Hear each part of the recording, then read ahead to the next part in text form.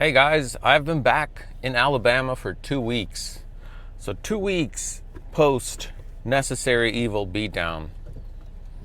I guess I'll make a video on what comes next, what I've learned from that trip, what my path is moving forward, what I need to do to make this climb possible. So this morning I'm going to take a little bit of data on my strengths. The first week after Necessary Evil, I basically took that week off completely. Didn't do any climbing, any training, ate too much. And on the second week, started training a little bit, not too much, but I made sure to start incorporating my strength training exercises. And now this third week, now we're going to kick it up a notch and start dieting again, because I did gain a few pounds that's not beneficial to my climbing. So let's get this day started. All right, we're going to do our first test in this little gym here. It's not overcrowded, so I can speak in front of the camera comfortably. So we are going to test maximum forearm strength, maximum grip strength. I'm going to test it on the Enigma grips. I've been doing this for quite a while, and it always is nice to not worry about skin conditioning or friction. I'm going to start off with 100 pounds.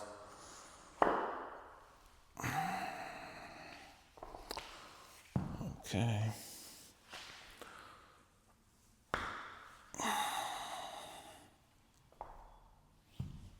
This way, with a rolling grip, the friction doesn't matter.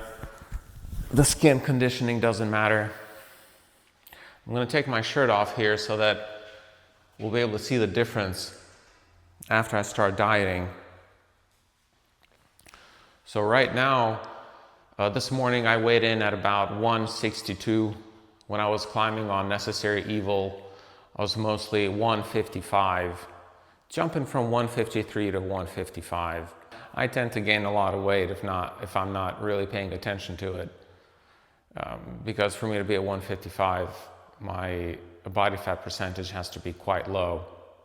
Too many bad carbs and too much salt and stuff like that. But I can also tell the difference in the midsection. It definitely softened up quite fast, which is always interesting how difficult it is to lose body fat around the midsection, but then it only takes a couple of weeks of not caring for it to soften up. Okay, so this is 110.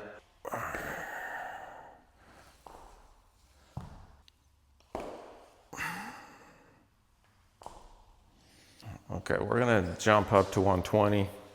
Let's talk about the numbers that I wanna reach. And it's gonna be a strength to weight ratio that I'm looking for. Because in the end, that is what did me in with Necessary Evil. I just didn't have the strength to weight ratio to do this climb. Although I ended up doing all the moves, which was great, by the way, because in the beginning it felt like even that I was not going to be able to accomplish. The strength to weight ratio just isn't there to actually send it. And so the numbers that I'm looking for, well, let me back up. Let me just talk about the numbers that I was able to reach. So to weight of 155, I was able to pull 130 in each hand. And I tested that right before going on the trip. I knew that it just was not going to be enough. But I thought, maybe I'm wrong. Maybe testing it like this doesn't really translate that much to finger strength. But I was right though. The numbers just weren't there to have that kind of success. Because I've known for quite a while now that the ideal numbers for me to hit are going to be a body weight of 145 and being able to pull at least 135 with a Enigma grip. I've never reached these numbers before, but that's what it's going to take to do necessary evil. That'll be an increase of, what is it, like 12% or something? Increase of about 12% of extra forearm strength. All right, let's lift 120.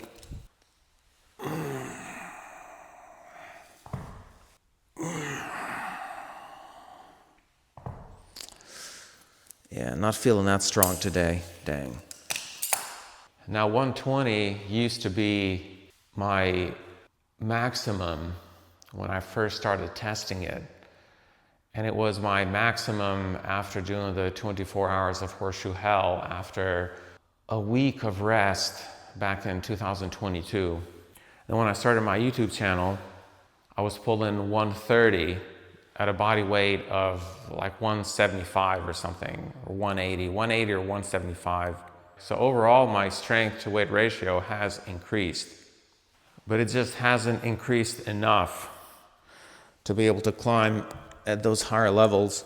There are some technical things that I could do to improve as well, like speed and timing maybe, but those will give me marginal improvements. What's going to give me the most improvement is going to be raw strength in the forearms and everywhere else, but mostly in the forearms. That's what's lacking here.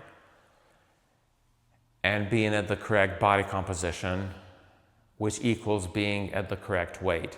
And I like to say body composition because I'm not saying that I want to drop down to 145 but be weak. I want to drop down to 145 and be as strong as I possibly can in all areas. And that's why I'm doing this test. I want to see how much strength I will have lost.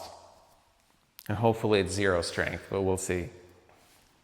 I can always gain the strength back. Or theoretically, that's what I think anyway. Okay, so this is 130.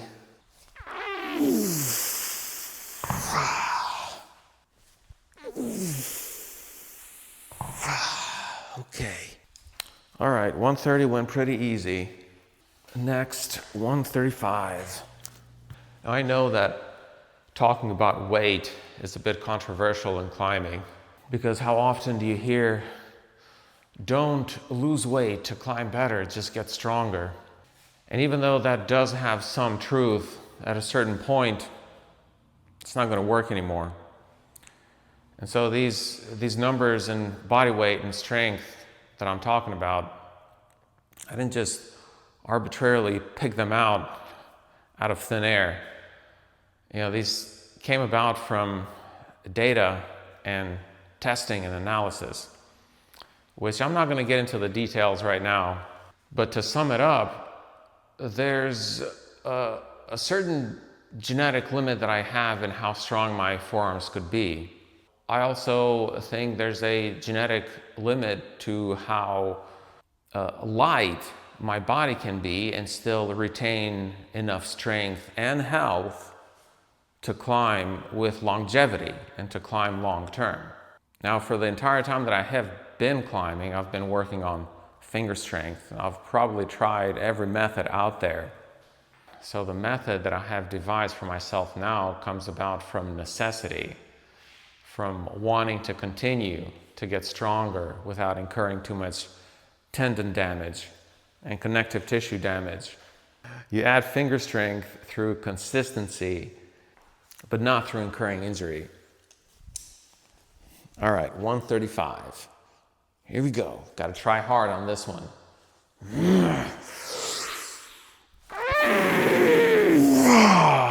Okay.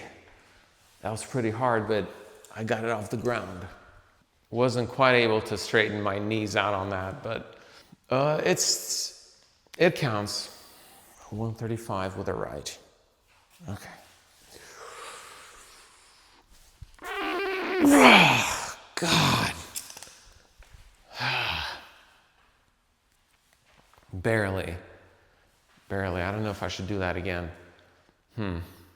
So left and right have about the same peak strength, although in climbing my right is definitely stronger.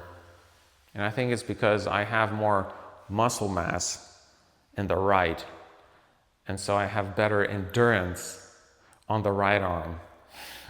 Even though the peak strength is the same, the right arm has a bit more endurance, power endurance especially.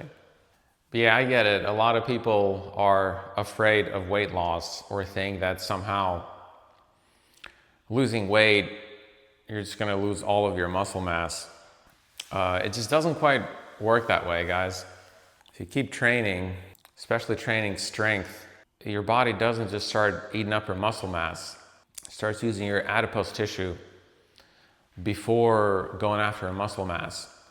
Any initial loss of strength doesn't really come from losing contractile tissue in the muscle. Even though you may, over time, you just don't lose that much unless you stop training strength. If you stop lifting, then yeah, you might lose. Even then, though, your body uses your adipose tissue, your fat tissue, for energy, not your musculature. But people have told me all the time, wait a minute, even when I'm 180 pounds, they tell me, what do you mean you're gonna drop down to 155? You're gonna lose all of your muscle mass. You're gonna get so weak. Yeah, that never happens. I just end up losing a lot of body fat. Whatever muscle mass I lose is usually just water retention, but most of the time, the strength stays about the same, and definitely the strength to weight ratio improves in all of my lifts. But we're gonna test it again. I've never gotten down to 145 before, so it's gonna be quite interesting to see what the results show. Will I lose all of my muscle mass? Will I just be a weak thing just walking around, so fragile? Or will I still be strong?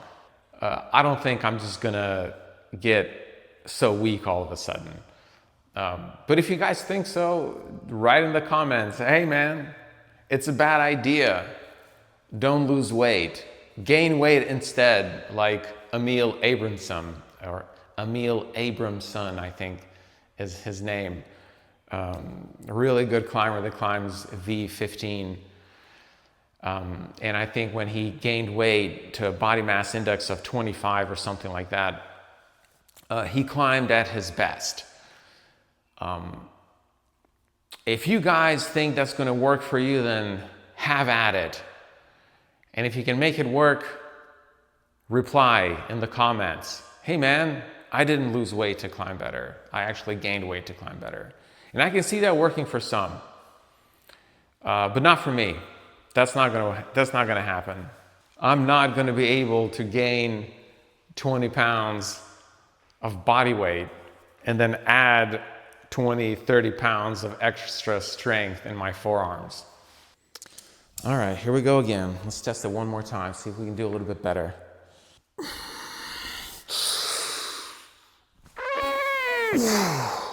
No. Okay, right.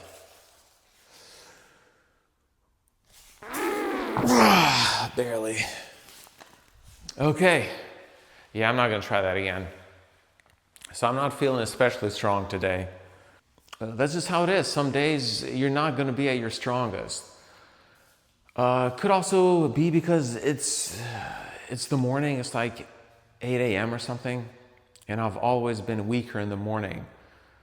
Most likely if I did this exercise in the afternoon, by then my brain will be completely awake and I'll probably be able to pull a little bit better. But it's okay. We got enough. Basically my maximum forearm strength right now is pulling 135 in each hand. And that's good news, because when I set out on my trip to do necessary evil, I was pulling 130. So if I can maintain this 135 while dropping weight, that will be perfect. That will lead to much success. All right, so next, what can I test? How about let's test some pulling power. I'm gonna do pull-up close grip like this. And the reason is that in most climbing moves, you're pulling in that plane. You have your hand here and you twist and you pull like that. So I find that doing pull-ups with your hands close it just translates a little bit better to climbing movement. So that's what I'm going to do. That's what we're going to test. Okay, and we're going to do this with our climbing harness. I think I'm going to try 50 pounds.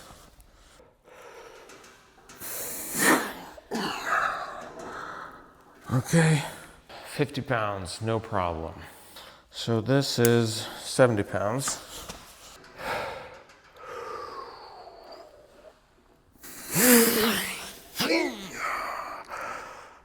All right, 70 pounds, no problem. Just gonna go straight for 100 pounds.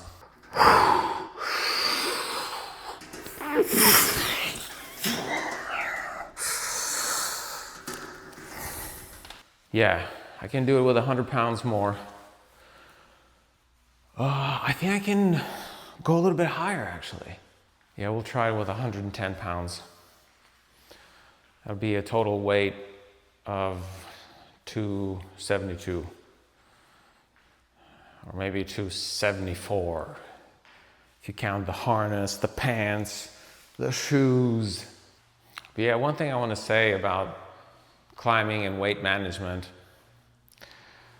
we're not looking to get to a point where our body becomes unhealthy. Like I said before, I'm looking for longevity, not for a quick fix or something that's going to work just temporarily. I want to get to a certain climbing level and climb at that climbing level for quite a while. And so if your body is not functioning correctly, then obviously that's not going to happen.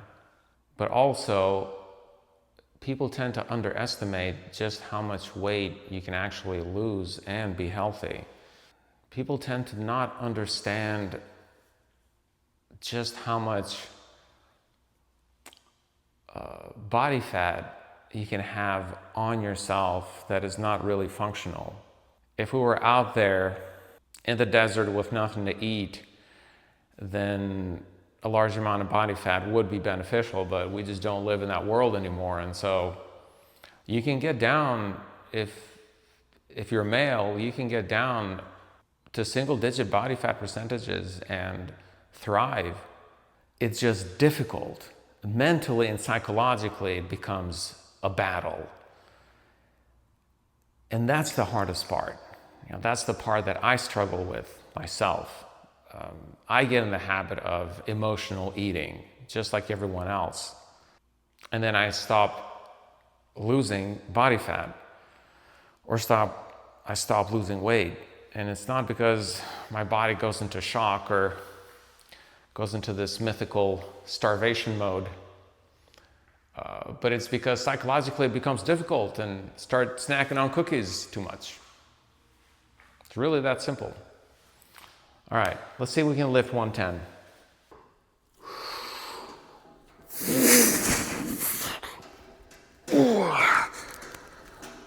Yeah, that was a bit tough. I don't know if I can go any higher than that. Should I try it? Yeah, we'll go for 120. Now, I don't want to go deep into nutrition in this video or talk about my method of losing weight. I will do that eventually, but not now. Just know that in order to lose weight, the energy balance has to be in a deficit. There's no other way, guys. And you can do that by intuitive eating, or you can do that by actually measuring out your food. You can add a bunch of exercise in the equation, but no matter what you do, you have to be at a caloric deficit to lose weight. To lose body fat, you have to be in a caloric deficit. There's just no other way around it. All right, let's go for 120.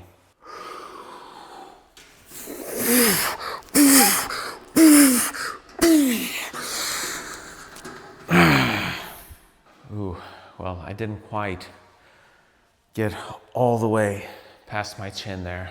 So 120, we're gonna say fail, but definitely got 110. So we'll leave it at that. That's good enough.